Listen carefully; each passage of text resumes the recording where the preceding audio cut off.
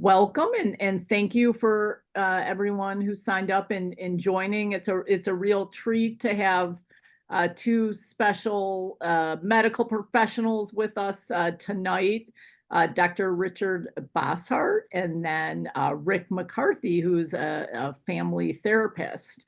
And they're gonna talk about, what happened to them with their medical societies and how that reflects the current culture and healthcare and why what's happening is so important to fight against. So with that, I will go off screen where folks have questions, though, just put them in the Q&A and we'll get to that in about 40 minutes. But Rick Bosshart's gonna take it from here and start the program. And I'll see you in a little bit. Thanks, Carrie. Sure.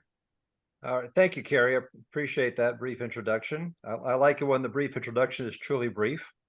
Good evening, Rick. Good evening, Rick. Tonight we have the two Ricks, Rick B and Rick M. I'm going to just provide a very, very quick background summary from my perspective on things and kind of, I want to turn this over to Rick McCarthy as much as possible because my story's already been told.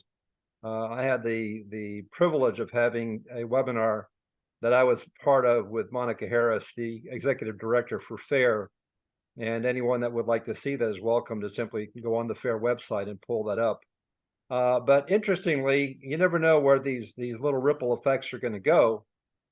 And my situation, through some publicity that came about from some things that I wrote and whatnot, actually came to the attention of Rick McCarthy, a therapist that contacted me. And we've established what I would call this an online friendship so far, maybe a long distance friendship. Rick, would you agree? From Los Angeles to Florida, yes. Yeah, you can't get much further apart than that unless you go to Alaska. So here's the thing. I have a saying that I am saying more often these days than ever before, but that is that life is what happens to you when you're making other plans. And me sitting here doing what I'm doing at the moment is something that would never have entered my most fevered imagination a few years ago. So this indeed is something that happened while I was making other plans. I was ending a long career. I've been a medical doctor for 45 years and a plastic surgeon in private practice for 35 of those years. And looking forward to a nice quiet retirement, playing with the grandchildren, doing a little bit of writing and traveling. And all of a sudden, I find myself in an unaccustomed role as an activist, trying to defend traditional medicine against an encroachment by an ideology that seems to have invaded every space of our society. And that ideology is a race essential group identity ideology that I'm going to call anti-racism and DEI.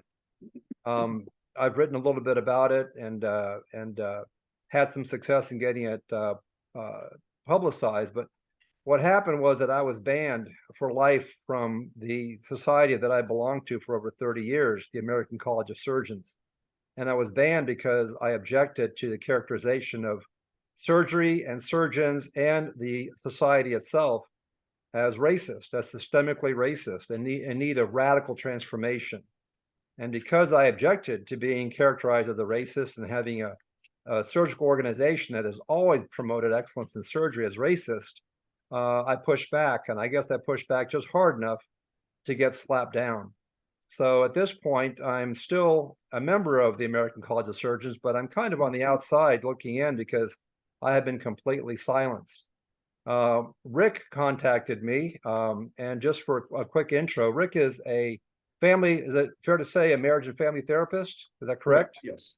And we've actually been in practice about the same time, about 45 years, right? Yep. So between the two of us, we've got 90 years of professional experience. Right. And what's interesting is that, therapy and actual, surgery, medicine are not the same thing, but they're somewhat parallel. They're professional, Right. and I would say they're medical. And you would expect the highest level of attention and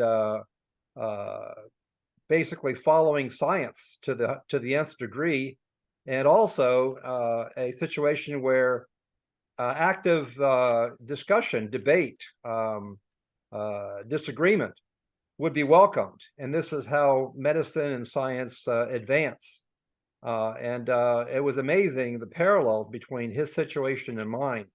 I looked at his CV. I'm not going to relate the stuff that you put in your resume, but I feel like an underachiever when I look at this. I really do, because it's pretty impressive. Well, thank you. The publications alone are pretty amazing. In any event, Rick speaks from a wealth of experience as a therapist and has seen some things that have been of concern to him. And he decided to express those things. And as a result of that, is now experiencing the same sort of censorship and cancellation that I have experienced. So what I would like to do, Rick, is basically just have you begin by starting out how you began on this particular journey that's landed you on this webinar tonight. Well, thanks, Rick, and I really appreciate this platform again. And it's I was thinking today as we were about to get together, it really reminds me of the beginning of the Tale of Two Cities, where they say this is the best of times and this is the worst of times, and it really is. And to how, just to start from how I got here. At the time that I received through my professional organization, which is the California Association of Marriage and Family Therapists, this was back in November of actually 22. They printed the front page article, a cover article was on what they call gender affirming care. And over the last 5 years, I had pretty much been out of the loop. I had taught for about 28 years. I worked for quite a few years with the Board of Behavioral Sciences, and I just left them back in, I think, 2017. So I had a sole practice in a home office, which is where I am now, and loving it, but out of the loop somewhat as to everything that was going on. And unfortunately, in my field, there has been a devolution of excellence, of scientific rigor, I suppose. And I wasn't paying close attention to it until, again, I saw that article.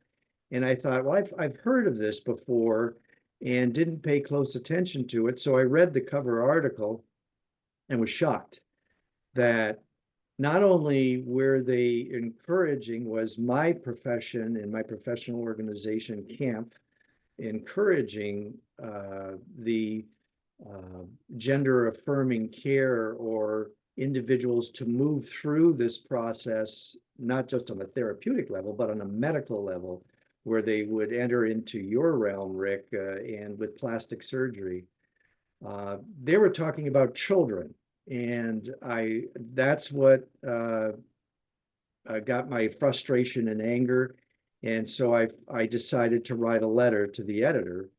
And I think the title was, can we at least pump the brakes? Because I realized they were so far down the road, I at least wanted to get their attention and say, hey, can we step back for a moment and look at what we're doing here? This is not best practices. And in my mind, this is malpractice, what they were suggesting. And fast forward to where we are today, I got a lot of positive feedback, and one individual that became a friend and colleague as well, Kelly Kilconey, we had been speaking quite often, and he wrote me and said, Rick, you're not going to believe this. You got to check this video out on YouTube. It's this guy in Florida. He's a surgeon.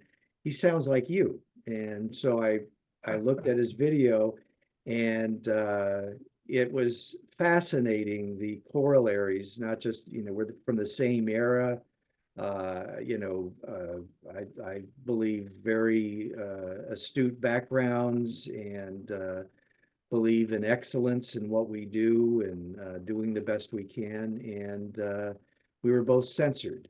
And so I found Rick. I think I found you through LinkedIn actually, and contacted you, and was very pleased that you responded. And you looked at my background, and we've been speaking ever since. And so that I really appreciate that. And that's part of the upside to all of this is the contacts I've made.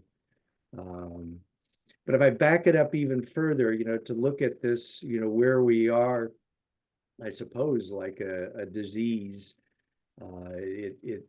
Analogy would be like someone sadly discovering they have all these negative symptoms and then realize when they go into the doctor's office they have fourth stage cancer. And that's when I finally woke up after this process. That's what I see as our society, our culture, our professions at this point. It's really in a bad place and much worse than I ever perceived. But I back it up. I've started teaching and practicing, I think, back in the late 70s. And as I think about this retrospectively now, since all this started, I recall, I think it was in the early 80s, for the first time I heard the term PC. And it was from a client. And I can't even remember what I said to the client, but he said, that's not very PC. And I asked him, well, what do you mean by that? And he goes, politically correct. And I just was confused and thought, well, it's not like what I said wasn't true. You just didn't like hearing it. And oh, well. And then fast forward, and one of the things I miss about teaching, it's been about 15 years or so since I've taught, is seeing the leading edge of culture, where culture was going, the students that would come through and talk about what was on their mind or what was most important to them, and how their dating relationships were going and their thoughts of the future. I really appreciated that. Even though I see a variety of clients still, I don't have the same kind of volume, especially of that age group, that I did then. And so I miss that. But one of the things I found when I first joined the Board of Behavioral Sciences, then as an oral examiner, and for as long as I can remember, most state licenses, at least in California, required an oral exam, a written exam first that you had to pass the state boards, and then you would take the oral exam. And I was shocked, first of all, as I started doing that and finding out that the general passing rate of the oral exam was somewhere between 30 and 35%. And quickly found out why that was, because the average candidate that we would see, it was readily observable that they had no idea how to approach the vignettes that we would hand them about the clients and work them through at a basic competent level. And obviously most of them did not pass. So somewhere around it was probably the late 90s. I remember the director of the oral exams came in and said, we're gonna have a change to the oral exams. We're gonna add a whole entire section on diversity. And it wasn't just me, it was my other colleagues questioning, well, why would we do that? Isn't that just, baked into our assessment anyway? We appreciate and take into account that this individual is from a different background or different culture. But they said, no, we find this is in and of itself a specific area that we want to, I think that, which accounted for about 20% of the exam. Didn't agree with it, but later on, they came back in and said, this was probably definitely the late 90s, maybe early 2000s, and said, we're updating the exam again. And as much as we were asking you to look for, where that line of competency and incompetency was, we are now looking at minimal competency. And I remember thinking, what do they mean by that? And why would they say that? And they reflected, and I saw this written actually in information from the Board of Behavioral Sciences, that they weren't getting enough therapists, that I guess the amount of therapists that were passing, and most of them ended up retaking it a number of times and then just giving up, that they thought that they wouldn't say that, but literally they'd lowered the bar to get more therapists. And even that, I think the passing rate went to about 45%. About 2 years later, they just, following the lead of the psychologists, they just got rid of the orals altogether. And that was, I could see the writing on the wall where that was going. And then being in academia, that was unfortunately seeing the standards, the different schools I taught at. I started teaching undergraduate at first and then graduate programs later on. But I could see the influx of students coming in over the years, that they were accepting a much lower standard of candidates and students that they had before. So that was not promising. And then eventually, the with the Board of Behavioral Sciences, I stopped in 2017 because the people that they would invite in, they call us subject matter experts in helping to design and write the exam. And what I was mostly focused on was the passing score and the statistics involved with that. And because I felt that at least I would have some influence at keeping that bar as high as possible.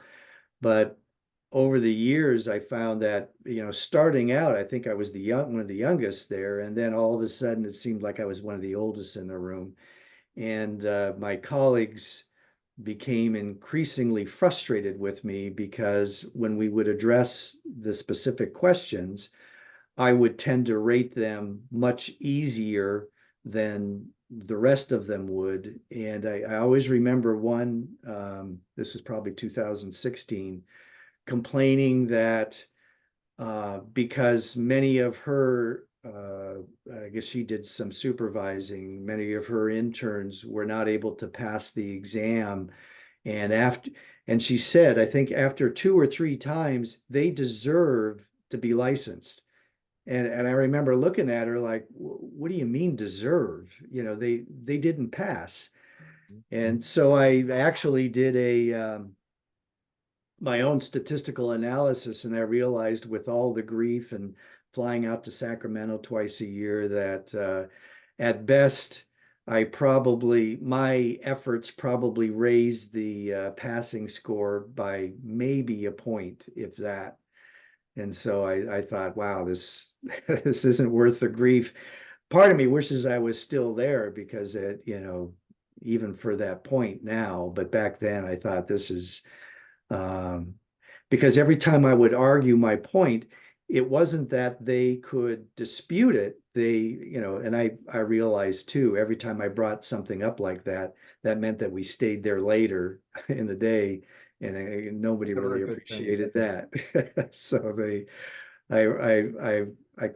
I started choosing my battles the best I could. Let me bring you back for a second. Sure. A little bit back to the gender affirmation aspect that ended up getting you canceled, because what you're saying right now is exactly what I have experienced in my field of surgery, where we're seeing a definite lowering of the bar of quality of graduates that are coming out of residency programs. There are surgeons coming out of residency programs now, way too many, who do not feel confident themselves and are not Right. judged to be competent to practice surgery independently without some remedial practice. So the education has definitely taken a big backward step in terms of the quality that's being put out in our new surgeons, and in your field, the new therapists. this article that you read in The Therapist, the magazine for the California Association of Marriage and Family Therapists, what was your objection to that particular article, and what led you? You wrote I've read the letter. It didn't mince any words. I felt that it was very professionally written, but also was unequivocal that you were very much, I would say, shocked is probably a good word, that an article Yes, like that would come out. What was it that you found was so objectionable about it?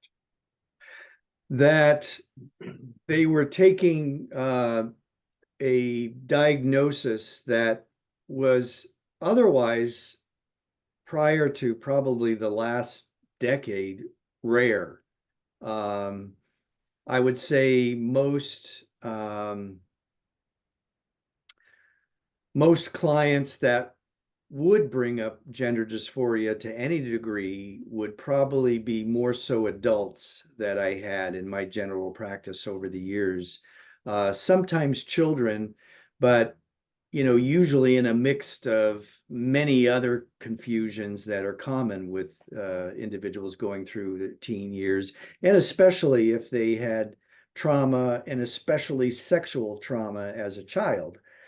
But otherwise, I I don't recall over, up till date, 45 years of practice, that I had any client strongly suggesting to me that, they really want to change their gender. And in this article, they were not only uh, encouraging and leading the client in a way. All they had to do is just mention that, sometimes I feel like the opposite sex. You could see that there was an activism to move in that direction and to get them hooked into the medical realm as soon as possible with the puberty blockers and then eventually surgery. And for a young child that I was trained that did not have consent, should not have consent because of their maturity to make any kind of especially decision that had lifelong ramifications. I was shocked, and I tried to, say in my letter to the editor, that this goes against everything that I believe and was trained in work, and especially working with children. We really need to take another look at this, a stronger look, and back away from this. And at the time, I thought, okay. I put the letter in, and I remember the next edition that came out a couple months later. I was at the mailbox and opened it up and was shocked and pleasantly surprised. They actually printed it. And so I remember running inside and screaming to my wife, "You're not going to believe it. They actually printed my letter." And I thought, well, okay, I'm probably going to get some backlash here, but well, let's see what happens. And didn't think much of it. I sort of assumed and hoped, as when I write letters to the editor in the local newspaper, that at least they'll get a dialogue going. Someone else will respond to the letter and agree or disagree, and that's all good to further the discussion. But 2 months later, I get the next edition. Oh, and by the way, most after I wrote the letter, I received numerous emails from people that were very happy that I did that, and interestingly, using terms such as bravery and courage for writing the letter. And it took me a while to catch up on what they meant by that. And I realized when the next edition came up, it was a two-page apology letter for the harm that my letter caused to the community, to trans people, to children. And they profusely apologized, about 5 different times apologized, and they really weren't sure how my letter snuck through the system, and that's never going to happen I read again. that. I read their letter that they put in that second edition, and they were acting as though this somehow got by them without them realizing it, and they were so sorry Right, that this was ever published, and offended people, or actually they used the term harm. right, I thought that was very interesting. One right. thing that And I the picked up term, from that, if I I'm may, sorry? one thing I picked up was they mentioned that you were going against settled science. Yes, I And love I've that heard term. that term a lot of times. Can you just talk about that for a second, about the settled science of gender affirmation? Well, yeah, I've heard that in in many different arenas over the probably the last couple decades, which is always raised the hair on the back of my neck because I mean you were trained as a scientist in medicine and I in psychology and we learned very early on there was never any settled science. It was there was always another hypothesis or someone disagreeing or finding out that there's some aspect of this issue that may not be entirely accurate or helpful. And you know, I assumed in the beginning, and especially going through school ourselves and you know having discussions and arguments about different theories and techniques that I just assumed that was just a normal part and a continued part of science. But I've heard that term in medicine, of course, and I've heard it in different other areas of healthcare that people would come to some very irrational conclusion and then use that term to shut down dialogue. And so that was always very upsetting. And so I wasn't sure what to do, but I thought, well, I've got to do something. So I wrote the president of camp and got a letter back that basically she punted to the executive director of the organization, who, by the way, also was the one who developed the DEI department in camp, which is, of course, diversity, equity, and inclusion, which has, you know, I've found over the years and permeated many different organizations, and of course has been very destructive in those organizations. But I You can eventually, find an I wrote, organization that doesn't have a DEI department any longer. I think everybody had the DEI department, or at least did until yeah, they used to. It happened very quickly. And so I wrote her. I spoke to her on the phone, which actually went fairly well. She mostly listened, and her only basic argument was, well, we're backed up by the APA and the AMA and the WHO of all organizations. And so they were going to, and even though I refuted and I ran through a couple of studies, very good studies that have been done, especially overseas, because Europe is, I think, a couple of years ahead of us in this whole process. And she hadn't heard of them at all, and so I sent them to her. And I said, I have three basic requests. I request that you discontinue the DEI department in our profession because that is not conducive to any scientific organization.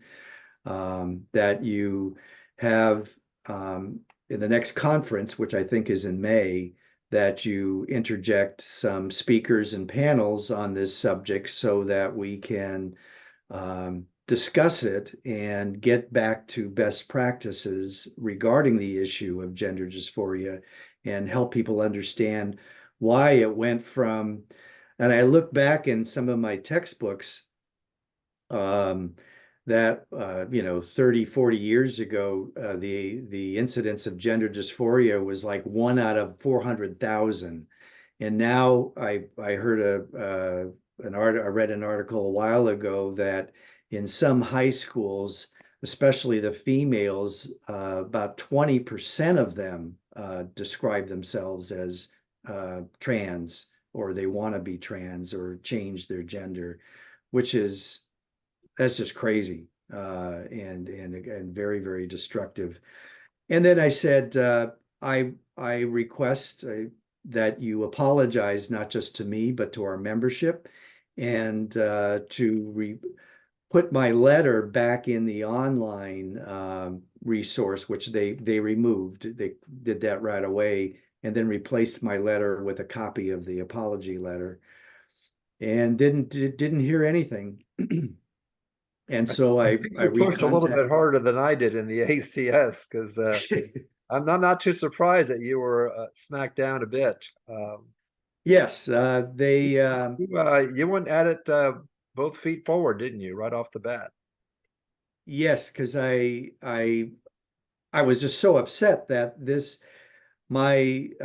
devolution of my profession had developed to this degree over such a short period of time, and which I respected so much in the beginning. When I first started this, marriage and family therapists were only licensed, I think, in California for about 10 years then. And so they did a lot of advocacy for us to get parity for, through the insurance companies. And I really appreciated that.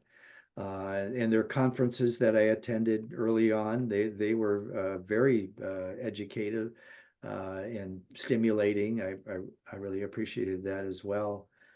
So the executive director wrote me back and basically summed up that we're not going to do anything, and we're going to stick with the principles of our DEI. And so that's where I left it. And after meeting you, and which I greatly appreciate you putting me in touch with not only FAIR but Do No Harm, which you're a part of. I was interviewed with one of their associates at Do No Harm, and she was asking me, "Well, what are you going to do now?" And I said, "Well, about the only thing I can think of now is just send them a Dear John letter and resign from the organization." And I think her name was Whitney at Do No Harm. She came up with a great idea. She said, "Well, how about if we do this? Because if you send that letter in, you'll be lucky if 2 people read it, and then it's going to end up in the can.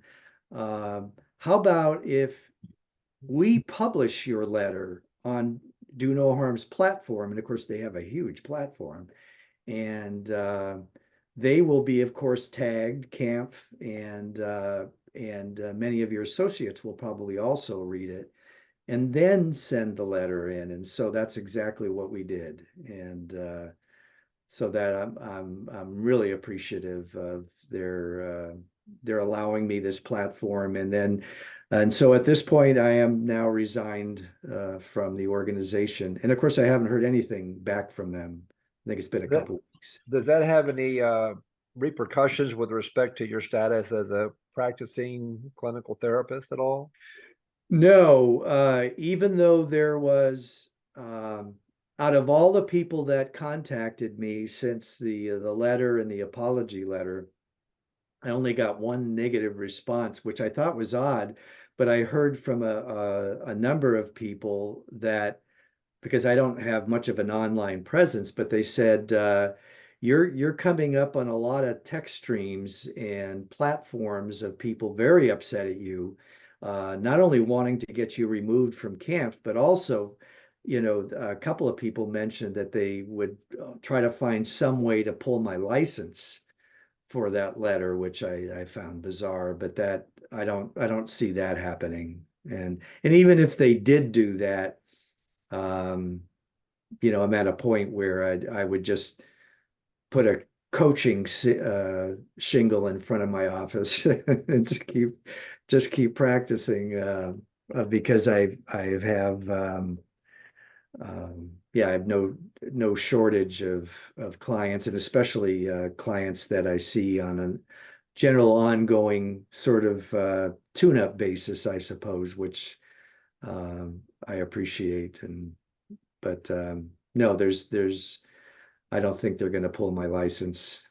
I remember that when I was in the middle of my comment thread with the ACS on their website before they banned me, I sat down and went through every single comment from every person who participated, and 2/3 of them were in agreement with me. I would imagine. I think that we don't realize that we are the tip of a large iceberg of Yes, people that are also not in favor of the changes that are happening in our professions. The problem is to get people to be willing to step forward and speak out. The idea that you were brave for doing so is kind of ironic, isn't it? To be brave for just saying something which is, basically backed with fact.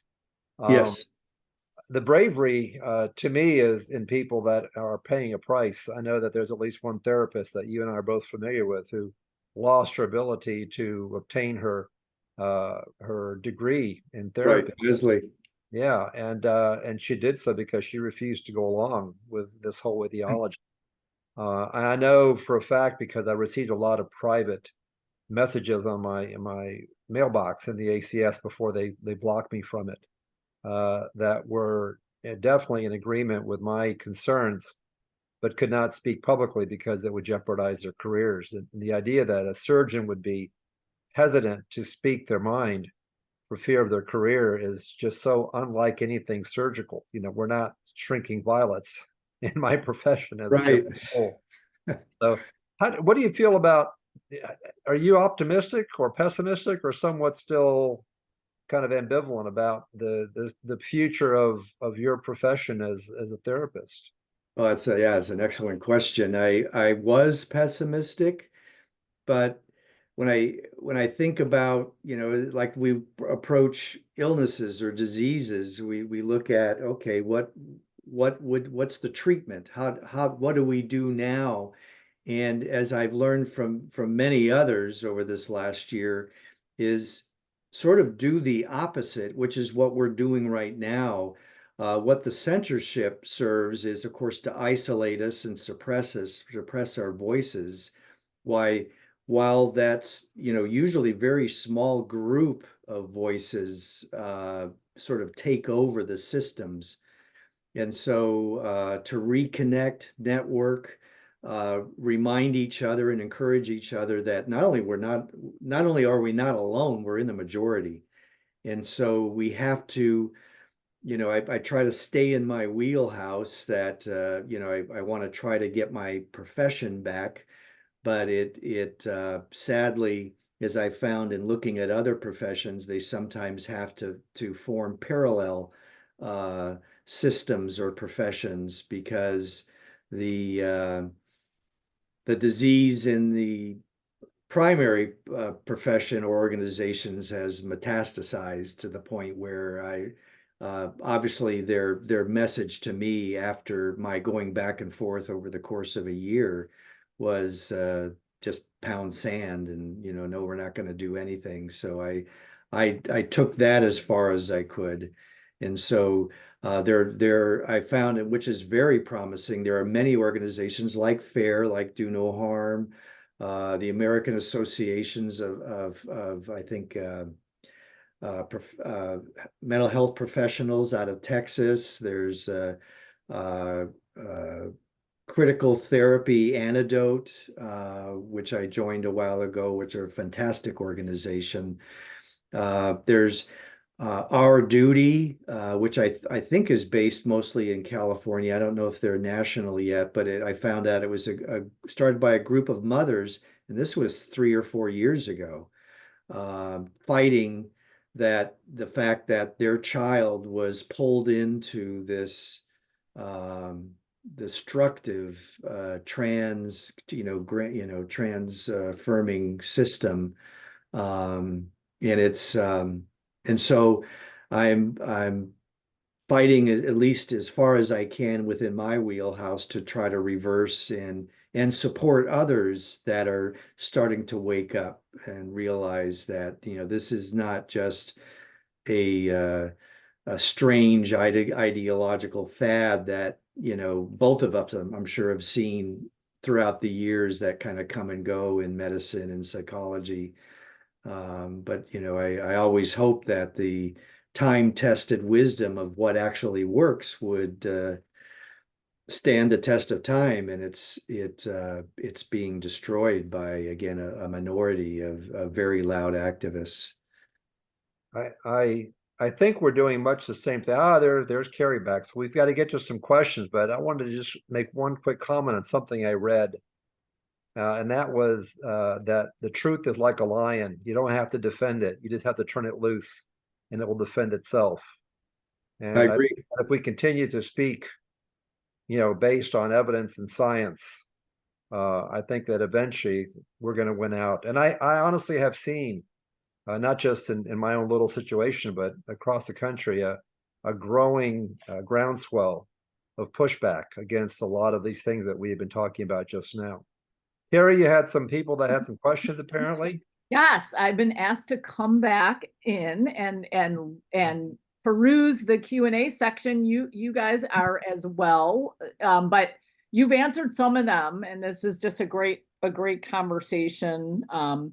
But I'm interested in your response to this one. How did our professional societies become so captured so quickly? You got into it a little bit, but particularly for our therapists, that phenomenon we saw, in the 20th century with societies getting captured by ideologies, Right. very advanced societies like in Germany at the peak of, arts, literature, science, and getting completely consumed to the point where they're, putting people in concentration camps and Right. killing 6 million Jews. So how does something like that happen in general, and then specifically, with these professional societies? What's your theory around that? Well, my sense is, as I was telling Rick earlier, that this has been creeping up for a long time, and unfortunately, there's bad actors involved. You could look at it from a lot of different perspectives, whether it be political or spiritual, but it's been going on since the early PC days, that slowly starting to get dialogue or discussion or disputes silenced, and then enter the whole cancel culture, which started a number of years ago. But until I realized that there was a DEI department within my own organization, I had no idea that it had already permeated almost every institution in our society. It was phenomenal. Yeah, I go back to the frog in the pan analogy, where I think this Yes. has happened very gradually. And I think it reached a point where you could no longer ignore it. There's a critical mass. I think that you could point to several events that produced a critical mass. One of which was the killing of Michael Brown, that got so much press and actually brought Black Lives Matter into prominence. And that began a big push to establish this concept that the U.S. is a systemically racist country. And then, we had the COVID lockdowns, and people are just, online on the screen constantly. They're isolated, they're frustrated, they're angry, they're upset.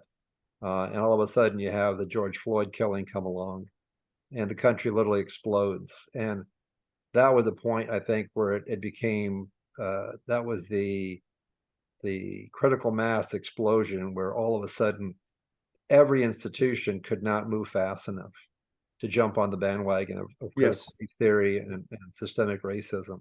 Yeah, but it had been brewing for a long time. I'm no scholar, but I done some reading about the origins of critical theory from Germany in the 1930s. Michael Foucault and some others that started this concept that all of human interaction is based on the power struggle between the oppressed and the oppressor and the oppressor. And all that we've done with race is we've made the oppressor the white and the oppressed the black or the minority.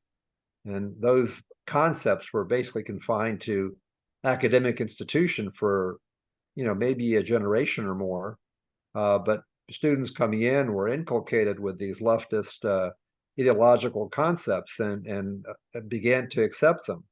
And now they've gone out and become the current leaders, and they're the people that run the boardrooms in the corporations, and they They're on the top of the administrations in many institutions, and brought this stuff in. The ACS is made up of, surgeons. These are educated professionals. And for them to have bought into this so uncritically and so completely is really mystifying to me. But I think that if you have a sufficiently vocal, zealous minority, the tail can wag the dog, so to speak. And one of the biggest weapons they have is that if you disagree with them, they call you a racist. And that's probably the single worst pejorative that you can place on somebody in this country, is to call them a racist. I have no concerns about that. I know who I am and what I am, and you can call me a racist all you want, and it's just going to roll off my back. But a lot of people will do anything to avoid having that slur tossed in their direction. Are you surprised though that so many Americans have fallen for which isn't true? Our country isn't systemically racist. I'm in a very multicultural city in Chicago, and a lot of what's projected in mainstream media or elite media just isn't true at all in terms of my experience and my experiences in medicine and just broadly. So I guess, are you surprised that so many people have gone along with it? And there's some other questions in here why, again, I mean, aren't more people standing up to it? Is it just because that kind of shock of being called a racist, people don't know how to respond? But why is it that so many people, is it that, that maybe there's segments of society that aren't as familiar with what is going on in parts of cities? You know what I'm saying? When it all came about to me, I'm like, this isn't at all what is the truth about the Black looking at community. it From my wheelhouse, I see this sort of mass psychosis within our society that, of course, like with the frog in the pan, has been developing for quite some time. You pair that with the disintegration of the nuclear family. 1960s, I think it was like 75% of families were intact nuclear biological families. Now I think it's maybe 35, 40, if we're lucky. Churches have gone downhill. And so I'm reminded of that saying, if a person doesn't believe in God, they don't believe in nothing, they believe in anything. And you add, like you were saying, Rick, some fear and anxiety and panic on top of that. Sadly, the majority of people will react in dysfunctional ways, attempting to cope with that fear, and looking for, where's the collective now, where's the group now, where can I find solace? And they will make, unfortunately, very irrational decisions in the process. Douglas Murphy wrote a book that I have to confess I hadn't read the book, but I couldn't help but buy it because the title was The Madness of Crowds. Yes. And we've seen, how often have we seen that all it takes is a very, very few fanatical people, and they can manage a large crowd to a surprising degree, because when people get in mass, there is a mass psychosis. I totally believe that. Yeah. That takes over, and facts and truth don't matter. I mean, because if you are, I think the person that best stated this was one of my favorite is, what's her name? Alexandra Ocasio-Cortez. Said the facts don't matter if you're morally right. You're right. As long as you're right, it doesn't matter what the facts are. Yeah. And I think a lot of people really hold to that. And the solution is in there as well. And I think of the studies of I think Solomon Asch back in the early 60s, where he would have a subject in a room full of other Confederates, and he would draw a couple lines on the board and then say, which one matches A? And it would go around the room, and the group would say the wrong answer. And most people would end up saying the wrong answer, unless even one person stood up and said the correct answer, then it dropped tremendously. And so I again, back to the optimism, what we're doing now is standing up and letting others, however many, say, wow, I guess I wasn't crazy. I wasn't wrong. This is truth, whatever that is. Well, anything that's built on a lie is not going to last, because once a lie is exposed and people realize it's a lie, I think that's going to be the end of it. I think we're starting to see that. I thought it was a tremendous watershed moment when they had the three presidents of MIT and Penn and Harvard being quizzed about anti-Semitism on their campuses, and they couldn't answer a simple question directly. It was just so telling that they were unwilling to condemn a true despicable ideology, this rabid anti-Semitism that was taking over these campuses. And they couldn't simply say that this is wrong, that genocide is wrong, that this is not according to our standards. I think a lot of the country woke up when they saw that. I'm hoping that that particular movement begins to grow and begins to take over. I'm hoping to reach a critical mass with what we're doing here between this webinar, the writings that we do, the other exposures that we have, that other people will be incentivized to also come forward and say, hey, if these people can say this and survive, then maybe we can too, and maybe we can take back some of these institutions. I don't have any expectation to ever get back into the ACS as a fully privileged member. I am still in the ACS, by the way. My take on that, Rick, was that I wanted to stay in, at least for the time being, because I felt that if I stepped out, I wouldn't have that ability to speak from within and continue to call myself a fellow of the ACS. Right. And in the future, I may drop my membership because of this, but for now, I'd rather be a pebble in their shoe, so to speak, and a constant source of irritation. And I'm basically daring them to expel me and give a reason why. They've never, ever provided me with an explanation for why I was banned. They told me I was being disrespectful and I was posting inappropriate comments on the clinical forums. And I asked for examples, and I've asked for that 3 or 4 times and have never received a single response. So, hopefully I'm hoping to get as many of the fellows in the ACS up to speed on these things. Because it really is, it's destroying what has always been called a house of surgery. I think surgery is definitely in danger of losing its soul, something that I've devoted my life to. And I don't want to see that happen without looking back as I get older and say, okay, I did the best that I could. Yeah, I mean, it's, the tentacles of this ideology are so vast, but for us dealing with, people's lives and healthcare and mental health, it is so shocking that, with people actually potentially getting harmed because of low quality care in an environment where people are scared to speak out is just anathema to, our oath, as well as just the golden times, the standards of practicing medicine, in our country and all we've done. And then with the gender ideology issue, obviously the thought of, harming mentally ill people or confused people, especially children, is just horrifying. And I know we've all been just working really hard on that to raise awareness. And for us who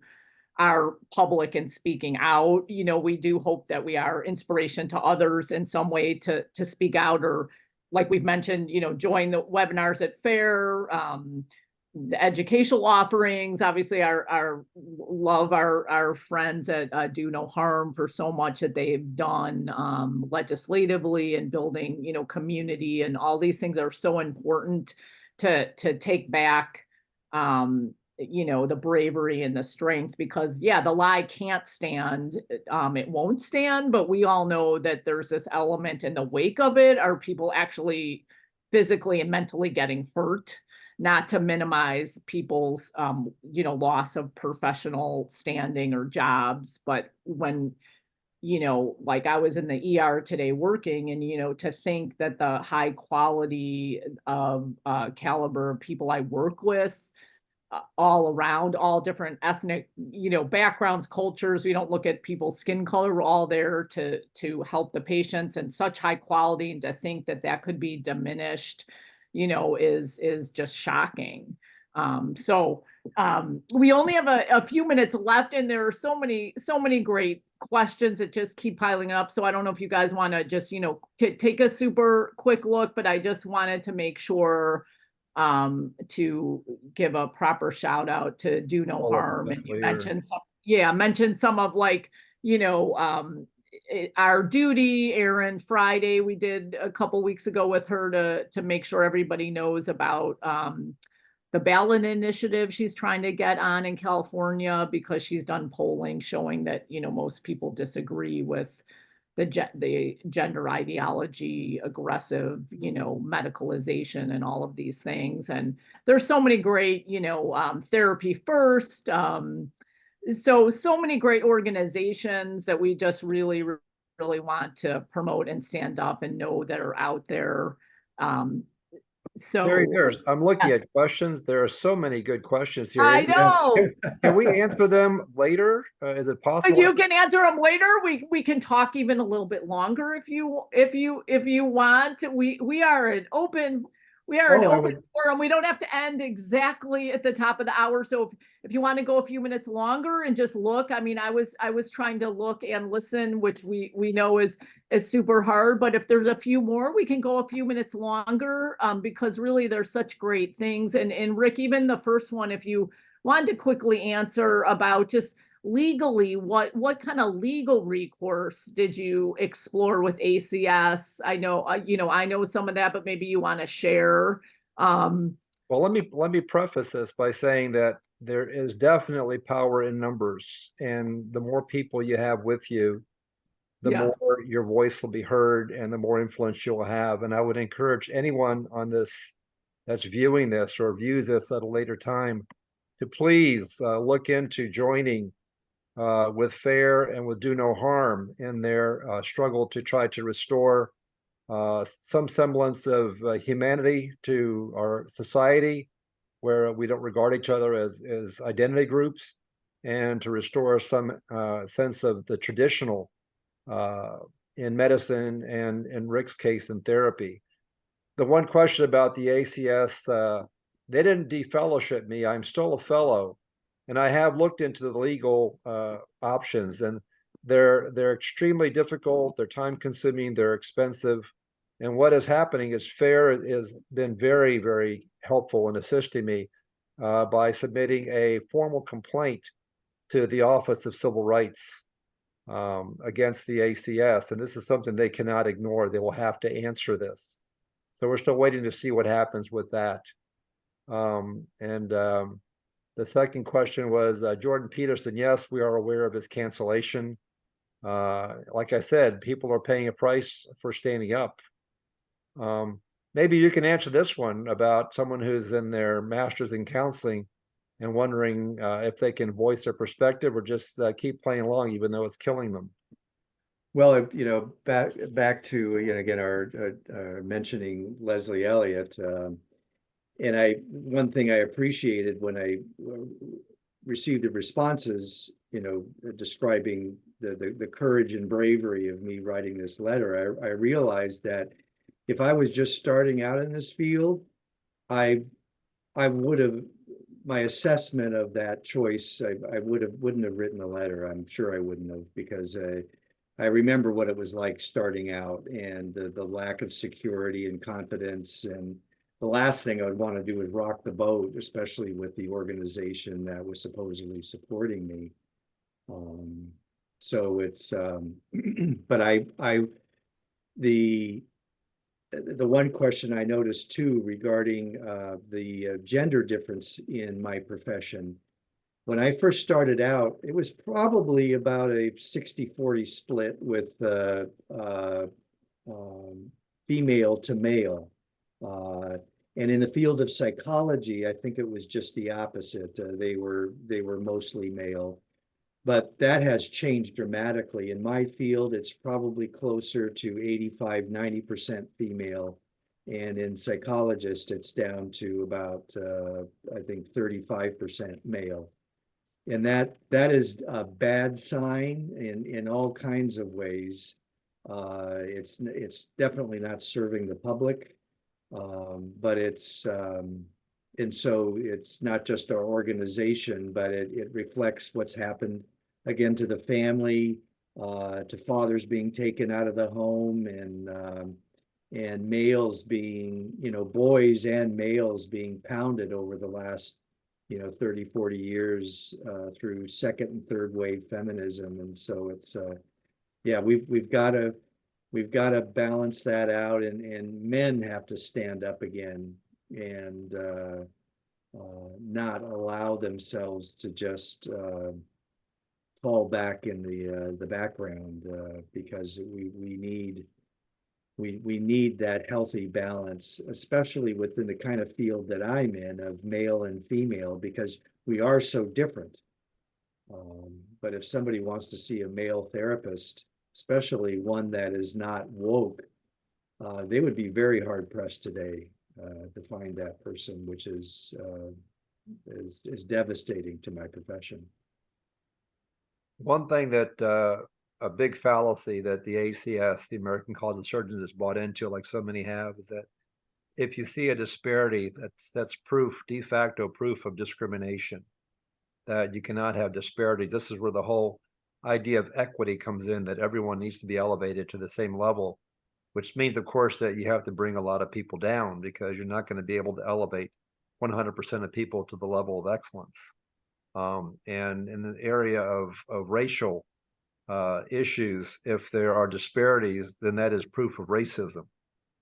It's interesting how they point the finger at things like the ACS, because we don't have 14% of our members are not Black, and 12% are not Hispanic, and so forth. And yet, you look at other institutions, the one that is brought up most often is the NBA. I mean, you don't hear anybody screaming discrimination in the NBA, because 70% of the NBA players are Black.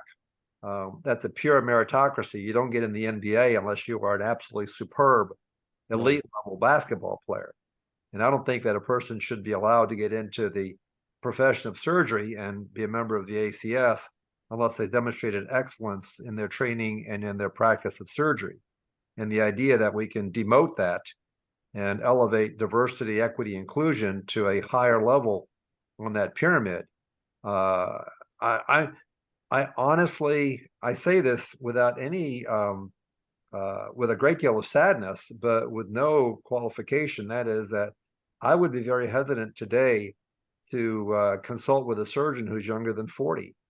And the reason is that the younger surgeons have been so indoctrinated and been so inculcated in this whole issue of putting themselves in some respects ahead of their patients. The whole idea now is quality of life. You have to have so many days off and and you don't want to work any more hours in such a week. And when 5:30 rolls around, you hit the clock and you go home and someone else takes over for you. It's just, it's a whole different mindset. And I would want to vet the surgeon, the younger surgeon that I go to, for their education and their experience. Unfortunately, most people can't do that. I have the ability through my background and experience to be able to determine if a surgeon, it seems to me, to qualified or not, but most people can't do that. And they have to have standards. Yeah, well, I do think there's a big difference with, academic, especially, what is labeled elite, but it really isn't. It's become just a shell, but versus community, medicine, where it's just sort of more the real world, which is, why I've chosen more to do that versus like working in residencies or more elite places. But yes, it's very concerning, and that's why we all have to push back and support the people who are out there practicing and in the trenches and trying to do the right thing. Because I do think, on an optimistic note, America is a, startup nation, but we need to be starting up the culture again, not just starting up, tech algorithms and widgets and things. We need more cultural restart for, like, the best things that we know are culturally right. And I applaud also just the focus on the boy crisis, the men crisis. I have three boys, three Jewish boys who, this is it. I don't teach them to be scared at all. It is a scary, difficult time, but it's, to be brave. And yeah. So, and I want to, my friend Laura Morgan's there in the Q&A to make sure we get the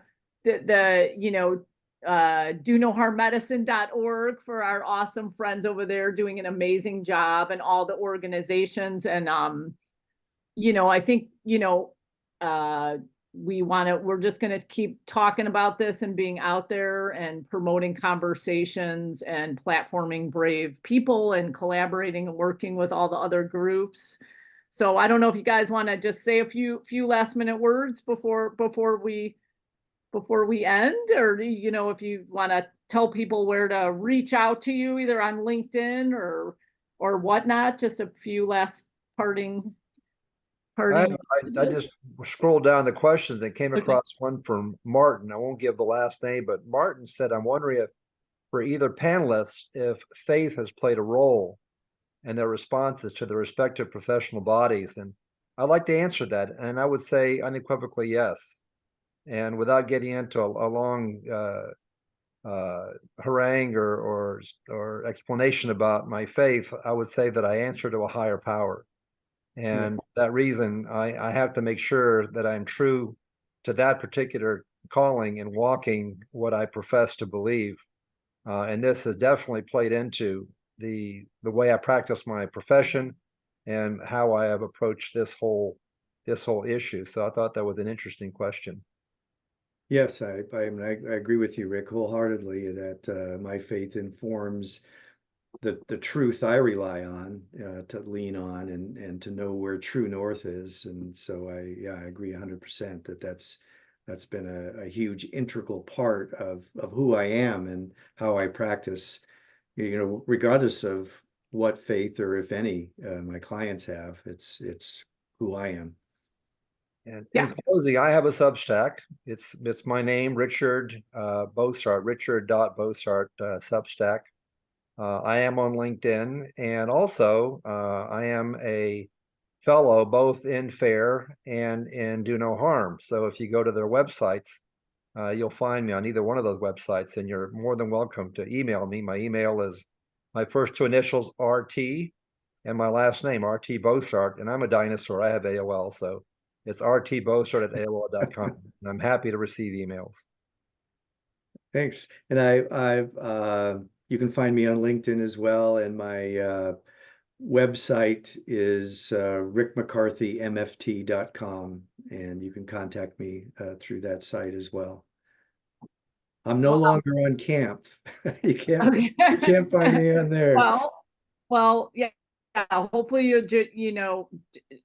join the new organizations or help us build new things. And I'm so thankful to both of you, just for doing this and sharing your stories and being a model for other people. And we want to do more of this.